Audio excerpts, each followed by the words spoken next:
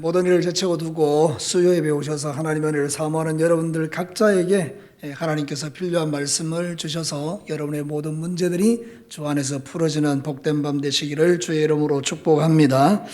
여러분이 마태복음은 왕으로 오신 예수 그리스도에 대한 이야기라고 말씀드렸죠. 그래서 예수님은 당신이 왕이심을 선포하고 왕의 능력을 나타내시는 중에 이제 왕인 동시에 또한 이 땅에 오셔서 자신이 죽어야 될 것에 대해서 계속해서 이야기를 하기 시작합니다. 그러니까 베드로가 이제 깜짝 놀라죠. 예수님이 죽으면 안 되지 않습니까? 왕이 되어서 자기들을 한 자리 줘야 되는데, 그러니까 깜짝 놀라서 그렇게 하지 말라고 막 지난주에 막 말리게 되죠. 그래서 우리는 그 일을 통해서 사람의 생각과 하나님의 생각이 다르다. 그래서 우리는 사람의 일을 생각하지 말고 하나님의 일을 생각해야 된다. 이런 말씀을 전했는데요. 여러분, 사람의 일이란 건 뭡니까? 높아지기를 원하는 것이고, 하나님의 일이라는 것은 낮아지기를 원하는 것이다. 사람의 일이란 것은 주님보다 자기가 앞서가면서 주인을 막 끌고 가는 그런 어리석은 행위라면, 우리가 하나님의 일이라는 것은 주님의 뒤를 따라가면서 주님이 시키는 대로, 주인이 시키는 대로 하기를 결정하는 것이다. 이런 이야기를 드렸죠. 뿐만 아니라 사람의 일은 자기는 죽지 않고 다른 사람이 죽기를 원하지만, 하나님의 일이라는 것은 자기가 죽어서 다른 사람을 위하는 것이고 주님을 위하는 것이다. 이런 내용의 말씀을 드렸단 말이죠. 근데 이제 그런 이야기를 다 끝내놓고 제자들이 이해를 했겠습니까? 근데 예수님이 이런 이야기를 하나 툭 던집니다. 지난번에 우리가 살피지는 않았는데 성경에 뭐라고 말하는가 하면, 여기 있는 모든 사람들 중에 내가 왕권을 가지고 오는 것을 볼 자도 있으리라, 이렇게 이야기하는 거예요. 그러니까 이 제자들이 볼 때에 예수님이 왕권을 가지고 오시는구나 이렇게 생각했는데, 이게 무슨 이야기지 했는데 오늘 읽은 이 성경 본문이 바로 그것을 증명하는 이야기인 거죠. 베드로와 야고보, 요한 따로 3명을 데리고 산으로 올라가셨어요. 보통 알려지기는 다볼산이라 그렇게 이야기하는데, 하여튼 600m 정도 되는 그런 고지의 산에 제자들을 데리고 올라간 거죠. 그러니까 바로 이들이 예수님이 왕권을 가지고 이 땅에 오는 것을 직접 본 자들이 됐다, 그런 뜻입니다. 그러니까 하나님께서 이 일을 행하시는 이유들이 분명히 있을 텐데, 예수님이 변화산에서 자기의 모습을 찬란하게 변화시켜가는 그 모습들을 제자들에게 보이시는 이유가 있지 않겠습니까? 그래서 이 일을 통해서 하나님이 우리에게 들려주는 메시지가 뭘까, 이런 생각을 해보게 되는데, 첫 번째는 하나님이 우리에게 이렇게 말씀하시는 거죠. 다 같이 한번 읽어볼까요? 예수님은 만왕의 왕으로 세상에 오신 하나님이시다. 여러분, 오늘 성경 본문이 그 이야기를 하지 않습니까? 2절 말씀해 보면 이렇게 말하고 있죠. 그들 앞에서 예수님이 변형되사 그 얼굴이 뭐와 같이 빛났다고요? 해같이 빛나며 옷이 빛과 같이 희어졌더라. 이거는 정말 깜짝 놀랄 일이죠. 예수님이 사람으로 이 땅에 오셨는데 그분에게서 한 번도 그런 모습을 본 적이 없는데, 산에 올라가서 보니까 막 사람이 확 변해가지고 너무너무 찬란하고 영광스럽고 막 눈이 부실 정도로 그렇게 흰 옷으로 변해되는 그 예수님의 모습을 보고 얼마나 놀랐겠습니까? 그리고 나니까 모세가 보이고 그 다음에 엘리야가 보이는 겁니다. 여러분, 이게 바로 하나님 나라입니다. 우리 인간은 죽으면 끝이라고 생각하지만 그게 아니고 여전히 모세와 엘리야가 천국에 존재하고 있는 거죠. 그래서 그분들이 내려와서 예수님과 서로 대화하는 이런 모습을 보게 된 거예요. 여러분, 이게 의미하는 바가 뭐죠?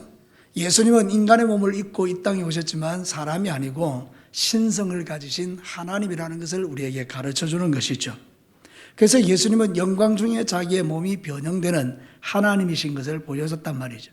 그래서 여러분, 사도 요한도 밤모섬에서 이 변화된 예수님의 모습을 보거든요. 요한계시록 1장 13절에서 16절 내용을 보면 이렇습니다. 촛대 사이에 인자 같은 이가 발에 끌리는 옷을 입고 가슴에 금띠를 띠고, 그의 머리와 털의 희기가 흰 양털 같고 눈 같으며, 그의 눈은 불꽃 같고 그의 발은 풀무불에 단련된 빛난 주석 같고, 그의 음성은 많은 물소리와 같으며, 그의 오른손에는 7별이 있고 그의 입에는 좌우에 날성금이 나오고, 그 얼굴은 해가 힘있게 비치는 것 같더라. 이게 누구의 모습이죠? 예수님의 모습이에요. 그런데 그 예수님의 모습을 베드로와 야고보, 요한에게도 보여주신 거예요. 그러니까 이건 무슨 이야기인가 하면, 예수님이 바로 하나님이라는 사실을 우리에게 가르쳐 주는 것이죠. 우리가 이 세상 살아가는데 우리에게 있어서 소망이 이것입니다. 잘 들어보십시오. 세상 사람들은 예수님을 어떻게 생각하는가? 공자나 또는 부처나 마호멧이나 이런 4대 성인 정도로 생각합니다. 우리보다 조금 나은 분이다, 이렇게 생각하는 겁니다. 그러니까 그분에게 뭔가 이렇게 도덕적으로 배울 게 있는 존재라고 생각하는 겁니다. 근데 결코 그렇지 않습니다. 우리 예수님은 성인에 머물러 있는 분이 아닙니다. 예수님은 하나님 자체이십니다. 그렇기 때문에 우리에게는 소망이 된다 그 말입니다.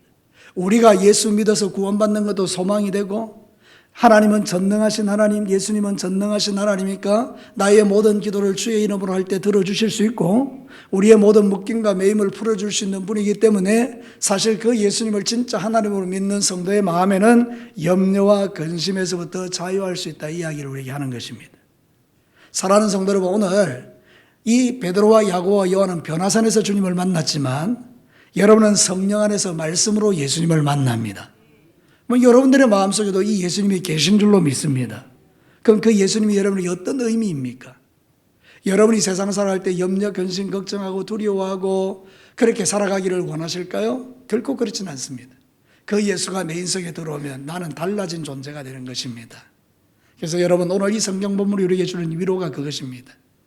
왜 예수님이 제자들에게 자신의 변화된 모습을 보여줬을까요? 지금 당장은 아니지만 장차 나중에 이들이 성령 안에서 예수님을 깨닫고 나면 이 사건이 그들에게 기억되는 겁니다. 베드로 후서에 보면 베드로가 이 간증을 하고 있습니다. 우리는 주의 위엄을 친히 본 자들이다. 이거는 우리가 지어낸 이야기가 아니고 우리의 눈으로 똑바로 보았다라고 간증합니다. 그러니까 여러분, 이 베드로가 성령 충만 받고 난 이후에 자신이 지나가면서 했던 그 모든 체험들이 능력이 되어서 그 힘들고 어려운 사역들을 잘 감당하는 하나님의 사도로 살았던 거죠.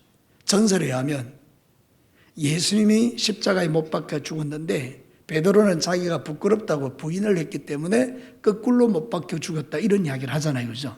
그러니까 그것은 무슨 이야기인가, 그게 사실인가 아닌가 우리는 점검하기 전에 베드로가 그만큼 담대해졌다는 이야기를 하는 것입니다. 십자가의 죽음 따위를 두려워하지 않는 그런 사람이 됐다는 거죠. 우리도 마찬가지입니다. 저와 여러분의 마음속에 이 예수님이 계시면 우리는 모든 염려와 근심으로부터 자유해야 될 줄로 믿습니다. 베드로전서 5장 6절과 7절에 베드로가 그 이야기를 하지 않습니까? 자신이 하나님을 경험하고 난 이후에 이런 고백을 하는 겁니다. 다 같이 한번 읽어볼까요? 그러므로 하나님의 능하신 손 아래서 겸손하다. 때가 되면 너희를 높이시리라. 너희 염려를 다 주께 맡기라. 이는 그가 너희를 돌보심이라. 믿으시면 아멘입니다. 자, 오늘 염려가 있으시죠? 여러분들도. 저도 있고 여러분도 있지 않습니까? 그죠? 그 놀라운 일이 아닙니까? 주님께서 이런 염려와 근심을 누구에게 맡기라고요? 주님께 맡기라는 거예요. 오늘 이 밤에 여러분의 염려를 주 앞에 맡기시고 평안을 안고 돌아가시기를 주의 이름으로 축복합니다. 예수님은 이 땅에 인간의 몸을 입고 오셨지만 실상 그의 본질은 하나님이라는 사실을 오늘 성경이 우리에게 분명하게 보여주는 것입니다. 그분은 나의 구원자시고 나는 예수 안에서 연약함이 강함이 될 줄로 믿습니다. 제가 참 좋은 게 이런 것입니다. 우리는 예수 안에서 약할 그때가 강함이 될 수 있는 것입니다. 여러분이 염려하고 근심하는 그 모든 근심들이 하나님에서 평강으로 바뀌어지는 것을 우리가 경험하게 될 때에 내가 사랑하는 이 예수님이 더 좋아지게 된다는 뜻입니다. 고난도 없고 염려도 없고 걱정도 없다 그러면 우리가 하나님을 사랑할 마음이나 있겠습니까? 근데 여러분, 우리가 그런 어려움을 경험하면서 하나님이 나를 사랑하시는 걸 깨닫고 나니까 그 하나님이 너무 좋은 겁니다. 우리 하나님은 오늘도 여러분을 수렁에서 끌어올리셔서 여러분의 발을 반석 위에 두시고 영광을 받으실 줄로 믿습니다. 우리 예수님은 지금 자신의 몸이 찬란하게 변하는 것을 제자들에게 보여주고 있습니다. 야, 나 이런 존재야. 걱정하지 마. 두려워하지 마. 염려하지 마. 이 이야기를 하는 것입니다. 우리 예수님은 지금 저 영원한 하나님 나라 보좌 우편에 앉으셔서 우리를 다스리고 통치하시면서 우리 안에 성령님으로 말씀으로 우리와 함께 하시는 줄로 믿습니다. 그래서 여러분, 여러분의 연약함 때문에 더 이상 걱정하지 마시고 한 가지 분명한 것은 여러분들도 이 세상 떠날 때 여러분의 몸이 연약한 육체, 실패하는 육체, 날마다 죄 때문에 신음하고 고민하는 육체가 아니라 영광스러운 주님의 몸으로 변하게 될 줄로 믿습니다. 그래서 이게 우리의 소망이에요. 그러니까 여러분들 오늘도 신앙생활 하실 때에 염려, 근심, 걱정이 찾아오거든 변화산에서 변화되신 예수 그리스도 그분을 꼭 여러분이 기억하시고 용기를 내시기를 주의 이름으로 축복합니다. 자, 두 번째 메시지를 한번 들어보겠습니다. 같이 한번 읽어볼까요? 우리가 있을 자리는 고난과 헌신의 자리이다. 여러분, 이게 이제 이 베드로가 막 미쳐버린 거예요. 그 영광스러운 장면을 보는 순간에 다른 성경 본문에 그 보면 이렇게 나와요. 자기가 무슨 말 하는지도 모른다 그래요. 그러면서 지금 정신이 없어가지고 이렇게 이야기해요. 여기가 너무 좋다. 그러니까 초막 셋을 제가 짓겠습니다. 하나는 예수님을 위해서, 하나는 모세를 위해서, 하나는 엘리야를 위해서 내가 짓겠습니다. 그 이야기는 뭔가 하면 이 자리가 좋으니까 여기서 떠나지 않겠다는 이야기잖아요. 그죠? 우리 은혜를 너무 많이 받으니까 거기가 너무 좋아서 떠나고 싶지 않은 거예요. 우리는 예배 마치고 나면 집에 가잖아요. 그죠? 그 은혜가 많이 있으면 집에 안 가고 여기서 계속 기도해야 되는데 사실 그런 어떤 의미란 말이에요. 너무 좋아가지고 여기 있고 싶다 막 이러잖아요. 그죠? 가끔 우리가 기도원 같은 데 가면 은혜를 너무 많이 받으면 집에 가기 싫다 막 이런 생각이 들죠. 그죠? 그 마찬가지로 지금 베드로가 그런 영적인 상태에 지금 놓여 있는 것이에요. 너무 좋은 거죠. 근데 갑자기 구름이 확 몰려오더니 이 세상 구름과 다른 너무나 찬란한 그런 구름이 쫙 자신들을 덮더니 소리가 나는 거예요. 이는 내 사랑하는 아들이요 내 기뻐하는 자다. 너희는 그의 말을 들으라. 거의 기절할 정도로 기절된 상태에서 눈을 떠보니까 이제 예수님만 계신 거예요. 예수님이 뭐라고 하죠? 자, 내려가자. 여러분, 우리가 있어야 될 자리가 어디인지를 말하는 거예요. 우리는 살면서 좋은 자리에만 있고 싶지만 우리 주님이 우리에게 말하는 건 너 좋은 자리에 있지 말고 내려가서 십자가 지고 고난지는 자리로 내려가자 이런 이야기죠. 세상에 내려가면 영적 전쟁이 있는 자리입니다. 실제로 이 말씀 다음에 보면 귀신 들린 아이 때문에 고생하는 제자들의 모습이 나옵니다. 그래서 아이 아버지가 와서 예수님이 내려올 때 이야기하죠. 당신의 제자가 못 고치는데 당신도 할 수 있으면 한번 고쳐봐라 이렇게 이야기하잖아요. 그죠? 그 예수님이 이제 그들이 말하죠. 아버지한테. 할 수 있거든이 무슨 말이냐. 믿는 자에게 능치 못함이 없다 이렇게 말씀하죠. 영적 전쟁의 자리가 거기 벌쳐지고 있는 거예요. 그러니까 우리가 있어야 될 자리가 어디냐. 우리는 아무것도 염려도 없고 걱정도 없는 포시로운 그런 침대 같은 데 있는 사람들이 아니고 우리는 세상에서 막 영적 전쟁을 치르는 그런 고난과 헌신의 자리로 내려가야 된다는 이야기를 우리에게 하는 것이죠. 그래서 여러분, 우리는 싸우는 자가 되어야 합니다. 디모데전서 6장 11절과 12절에 보면 이렇게 나오죠. 같이 한번 읽어볼까요? 오직 너 하나님의 사람아 이것들을 피하고 의와 경건과 믿음과 사랑과 인내와 온유를 따르며 믿음의 선한 싸움을 싸우라. 영생을 취하라. 이를 위하여 네가 부르심을 받았고 많은 증인들 앞에서 선한 증언을 하였도다. 믿음의 무슨 싸움을 싸우라고요? 선한 싸움을 싸우라. 이게 싸움은 레슬링이에요. 레슬링. 옛날에 이제 그 종들은 그 로마 시대의 종들은요 거의 검투사들이죠. 그러니까 레슬링은 생명 걸고 하는 겁니다, 그죠? 내기를 걸어놓고 막 죽기까지 싸우는 거니까 이건 뭔가 하면 믿음의 선한 싸움을 싸우라는 것은 믿음을 지키기 위해서 생명 걸고 싸우라는 뜻이죠. 우리 예수님께서 저와 여러분에게 말씀하시는 내용이 이것입니다. 네 있는 자리 봐. 너무 쉽고 너무 편안하고 아무 걱정도 없고 막 그랬으면 좋겠죠. 막 통장에 돈 막 넣어놓고 막 펑펑 쓰면서 그렇게 살고 싶죠. 우린 다 그런 마음이에요. 지금 베드로도 그렇단 말이죠. 이게 너무 좋으니까 여기에다가 초막 짓고 살고 싶다니까요. 근데 여러분, 주님은 말씀하십니다. 네가 있을 자리가 그 자리가 아니고 네 내려가서 영적 전쟁을 하고 싸우고 믿음 지키고 이런 거 해야 된다. 이제 이런 이야기. 그러니까 마지막 결론은 뭐죠? 네가 나를 위해서 죽어야 된다. 그러니까 여러분, 결국 우리는요 예수님 때문에 죽는 자들입니다. 그러니까 여러분의 삶의 자리가 바로 죽음의 자리라는 거예요. 시험이 오고 어려움이 오는 이유가 뭡니까? 나 죽으라고요. 지금 가만히 생각해 보니까 그런 것 같습니다. 여러분, 제가 당했던 수많은 고난들은 까닭 없는 고난이 아니라 주께서 나를 죽이시는 고난이었다고요. 고난을 받으면 받을수록 나의 욕심과 자아는 죽고 내 안에 누구가 살아나죠? 예수님이 살아나는 거예요. 그러면서 내 모습 속에서 점점 주님이 나타나는 거. 이걸 주님이 원하시는 거죠. 여러분, 오늘도 신앙생활 할 때 많이 싸우셨죠? 여러분의 삶의 자리에서 영적 전쟁들을 하셨죠? 참 안 하면 좋겠다 싶은 전쟁들이 참 많이 일어나잖아요. 그죠? 순간순간 부부 간에도 일어나고 부모와 자식 간에도 일어나고 뭐 여러 가지로 그런 싸움들이 일어날 때 여러분들은 그 싸움을 통해서 믿음을 지켜야 된다는 거예요. 너무 편안하게 신앙생활 하려고 하지 마세요. 너무 쉽게 주님을 따라가려고 하지 마세요. 그런 건 없어요. 여러분, 전에 제가 한번 말씀드렸습니까? 어떤 사람이 환상 중에 보니까 나하고 예수님하고 이렇게 큰 벼랑 끝이 있는데 이제 건너가려면 십자가를 가져가야 되는데 길가를 지나가다 보니까 십자가 있어서 그걸 메고 가다가 너무 힘드니까 십자가를 이제 자르기 시작한 거예요. 요 토막을 잘라내니까 좀 메고 가기 쉽잖아요. 그죠? 그래서 좀 가다가 또 너무 힘드니까 또 토막을 잘라낸 거예요. 나중에는 이만한 십자가가 요만해진 거죠.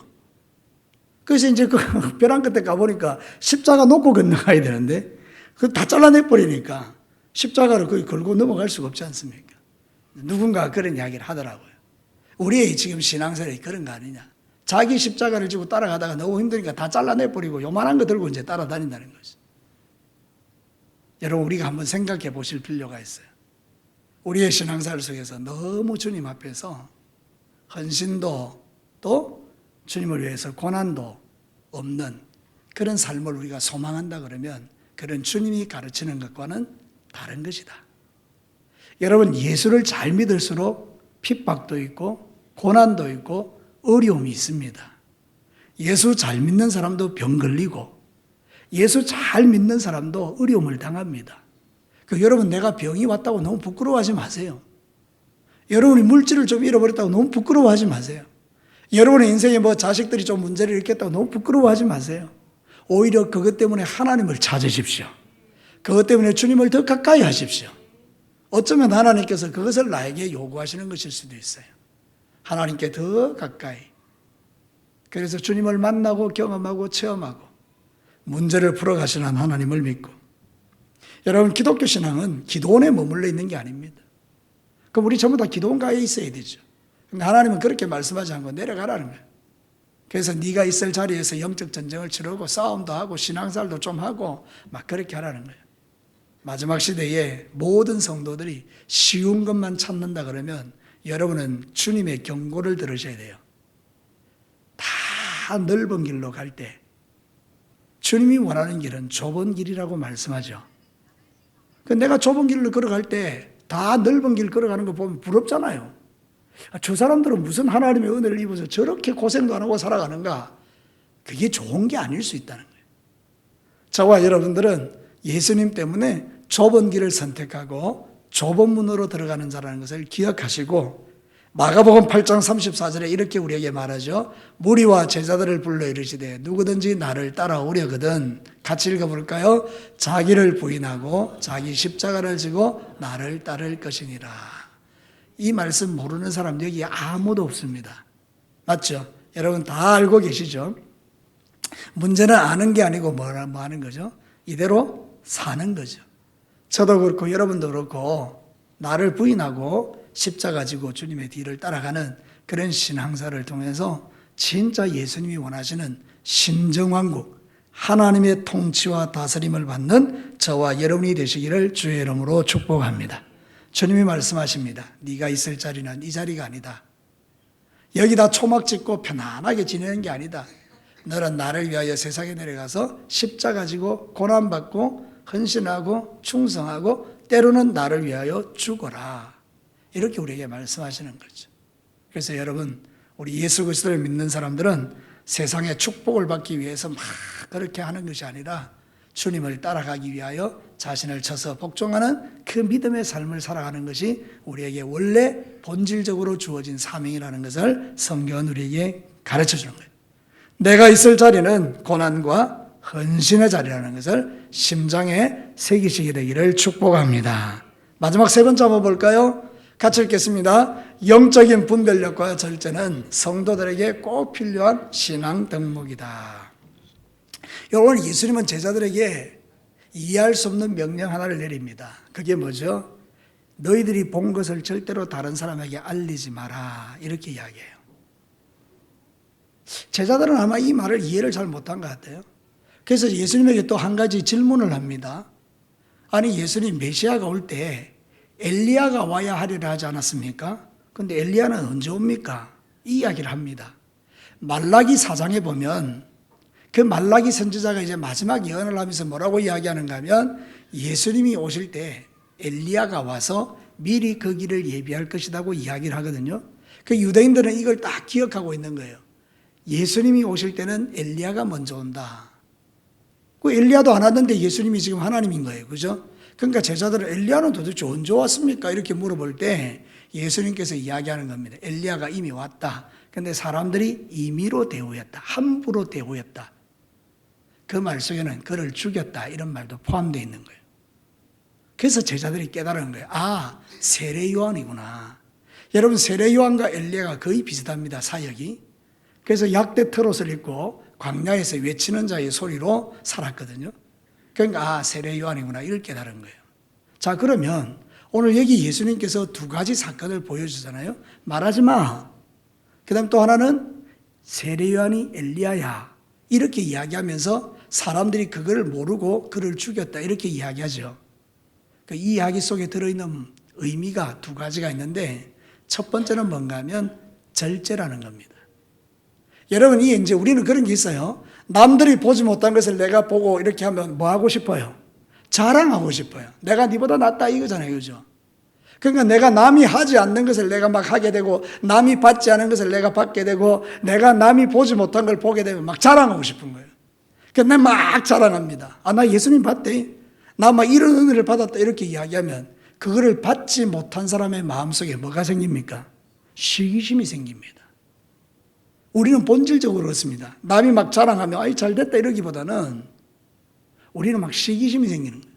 그럼 공동체 안에서 뭐가 생기죠? 분열이 생기는 거예요. 그리고 요 세 명의 제자가 내려가가지고 막 우리가 이런 거 봤다 이런 거 봤다 우리는 특별하다 막 이래서 안 그래도 누가 높으냐고 싸우는 제자들이 너희만 잘났나 막 이러면서 예수님 왜 그러셨어요? 막 이러면 싸움이 안 일어나겠습니까? 그죠? 그러니까 주께서 절제하라는 거예요. 여러분, 신앙생활에서 가장 중요한 건 뭔가 하면 절제입니다. 하나님의 은혜를 크게 받은 사람일수록 크게 절제하고 하나님의 복을 크게 받은 사람일수록 절제하고 하나님의 은혜를 풍성하게 누리는 사람일수록 절제해야 됩니다. 누구를 위해서? 나보다 약한 사람을 위해서. 이게 바로 세상과 교회의 차이입니다. 세상은 남들보다 많이 가진 것을 자랑하고 자기를 높이는 것이 세상이라면 교회는 남들보다 더 많이 가진 사람이 없는 사람을 배려하고 섬기고 도와주는 이게 바로 하나님 나라라고 가르치는 겁니다. 우리에게는 절제가 필요합니다. 그래서 여러분 영적인 절제를 잘 하시기를 주의 이름으로 축복합니다. 또 하나는 분별력이죠. 여러분, 세례 요한이 왔어요. 엘리야가 왔어요. 근데 그거를 볼 수 있는 영적인 눈이 없어요. 그러니까 이 사람들은 세례 요한도 죽이고 누구도 죽입니까? 예수님도 죽이는 거예요. 영적인 분별력이 없으니까 하나님을 모르니까 예수님을 막 죽이고 핍박하고 이러는 거예요. 그럼 영적 분별력이 있다고 생각해 봅시다. 아, 저 세례 요한이 엘리야구나. 그러면 예수님이 오셨을 때 그 예수님을 뭘로 받아들일 수 있죠? 메시아로 받아들일 수 있죠. 여러분, 영적 분별력을 갖는 것 정말 중요합니다. 신앙생활 할 때. 그래서 우리는 신앙생활 할 때 영적으로 분별해야 죄를 안 짓습니다. 다른 사람을 함부로 판단하고 평가하고 비판하고 정죄하지 않습니다. 영적인 분별력이 딱 생기면 아, 이게 죄다는 걸 깨닫게 됩니다. 여러분, 죄인 것을 깨달으면서도 죄를 짓는 것은 나쁜 거죠. 그러니까 우리가 죄를 짓는 것을 스탑할 수 있다는 거예요. 영적 분별력을 갖는 것은 정말 중요합니다. 그럼 영적 분별력이 어디서 생깁니까? 성령님이 우리로 하여금 보게 하십니다. 항상 강조하지만 성령님은 그럼 왜 이렇게 충만해질 수 있습니까? 기도할 수밖에 없어요. 그래서 여러분, 우리가 하나님 앞에 기도하는 것은 의무를 넘어서 여러분이 영적인 분별력을 가지고 이 마지막 시대를 보게 하시는 하나님의 선물이라는 거예요. 그래서 우리가 막 기도하면 영적 분별력이 생기니까 판단하게 되고 그러면서 그때부터 죄를 그치게 되고 절제하게 되고 그러면서 하나님의 공동체를 유익하게 만드는 삶을 살아가는 거예요. 빌립보서 1장 9절과 11절 한번 볼까요? 내가 기도하노라 너희 사랑을 지식과 모든 총명으로 점점 더 풍성하게 하사, 여러분 같이 읽겠습니다. 너희로 지극히 선한 것을 분별하며 또 진실하여 허물 없이 그리스도의 날까지 이르고 예수 그리스도로 말미암아 의의 열매가 가득하여 하나님의 영광과 찬송이 되기를 원하노라. 내가 기도하노라. 바울이 기도합니다. 빌립보 교회를 위해서 뭘 기도합니까? 너희들이 영적인 분별력을 가지고 선한 것을 분별하여 하나님의 영광과 찬송이 되는 삶을 살아가기를 원한다. 기도해야 분별력 생깁니다. 저를 따라서 한번 합시다. 기도해야 분별할 수 있다. 한 번만 더요. 기도해야 분별할 수 있다. 또 한 가지를 더 봅니다. 히브리서 5장 13절과 14절 같이 한번 읽어볼까요? 이는 젖을 먹는 자마다 어린아이니 의의 말씀을 경험하지 못한 자요 단단한 음식은 장성한 자의 것이니 그들은 지각을 사용함으로 연단을 받아 선악을 분별하는 자들이라. 어린 신앙이 있고 장성한 신앙이 있는 차이가 뭐냐면 분별입니다. 분별. 그 분별은 어디서 옵니까? 말씀에서 온다는 거예요. 하나님의 말씀을 잘 먹으면 어린아이는 젖을 먹지만 장성한 사람은 밥을 먹는 것처럼 하나님의 말씀을 잘 깨달으니까 분별력이 생겨가지고 절제를 딱 하고 그러면서 신앙생활을 잘하게 되는 겁니다. 지금 마지막 시대의 교회들을 보면요, 분별도 안 하고 절제도 안 하고 그러니까 막 교회 안에서 막 서로 막 시기하고 질투하고 막 이런 것들이 그냥 다반사로 일어나는 겁니다. 근데 여러분, 성숙한 교회는 그렇지 않습니다. 성숙한 성도들은 분별하기 때문입니다. 그래서 여러분들 기도와 말씀으로 무장하시고 잘 분별하고 절제하셔서 진짜 이 마지막 시대에 하나님이 찾으시는 제자들이 되시기를 축복합니다. 그래서 예수님이 제자들에게 말하는 거예요. 야, 말하지 마. 말하는 순간 우리 공동체는 깨진다. 말하지 마. 이야기를 했고요. 그 다음에 제자들이 엘리야는 언제 옵니까? 그러니까 사람들이 분별하지 못해서 그를 죽였다. 임의로 대우했다. 그래서 나도 죽일 거야. 이렇게 이야기하잖아요. 영적 분별력을 가져야 예수님을 우리 마음에 모시고 믿음의 삶을 잘 살아갈 수 있습니다. 저는 이제 말씀을 마치면서 여러분들에게 하나 물어보고 싶은 게 하나 있는데, 지금 제가 선포하는 이 말씀이 여러분 다 이해가 되십니까? 그럼 여러분은 분별할 수 있는 사람들이에요. 여러분은 이미 여러분 안에 성령님을 통해서 지각을 가지고 분별하는 사람들이에요. 선악을 분별할 수 있는 은혜를 누리고 있는 사람들이에요. 그러니까 이제 신앙생활 막 하지 마시고 좀 생각하면서 하나님이 뭘 기뻐하는지를 알아서 그 하나님의 기쁨이 되는 신앙생활을 끝까지 하여 나가는 저와 여러분과 저가 되기를 소원합니다. 말씀을 정리해 봅시다. 예수님은 만왕의 왕으로 세상에 오신 하나님이십니다. 변화된 모습 속에서 그것을 봅니다. 은혜를 받는 자리에만 머물러 있지 말고 영적 전쟁하는 세상 속으로 내려가서 하나님의 능력을 나타내라고 우리에게 말씀하십니다. 그렇기 위해서 절제와 영적 분별력을 가져야 되고 기도와 말씀으로 무장할 필요가 있다라고 성경은 가르치고 있는 것입니다. 그래서 이 마지막 시대에 저와 여러분이 더욱더 하나님이 기뻐하는 아름다운 믿음의 삶을 살아갈 수 있게 되기를 다시 한번 주님의 이름으로 축복합니다. 자, 우리 이제 한번 기도해 보시겠습니다.